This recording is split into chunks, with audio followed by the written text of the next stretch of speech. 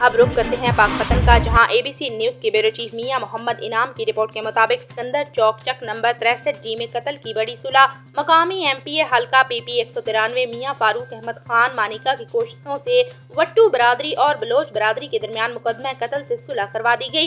بانی سکندر چوک حاجی میاں سکندر خان مانڈل، معروف تبلیغی بزرگ حاجی محمد خان مانڈل، حاجی امیر خان مانڈل، میاں سلیم کاشف مانڈل اور دیگر معززین کی خصوصی کاوش سے صلح ممکن ہوئی۔ میاں فاروق احمد خان مانیکا کی چک نمبر 63D آمد پر بلوچ برادری کی طرف سے قادر بخش بلوچ نے روایتی پگ پہنائی۔ دونوں برادریوں نے آپس میں قتل سمیت جاری دیرینہ تنازعات کو ختم کر کے صلح کر لی، جسے اہل علاقہ نے خوب سراہا۔ اجتماعی دعا مانگی گئی۔ دونوں خاندانوں کے افراد نے تمام رنجشیں بھلا کر ایک دوسرے کو گلے لگا لیا۔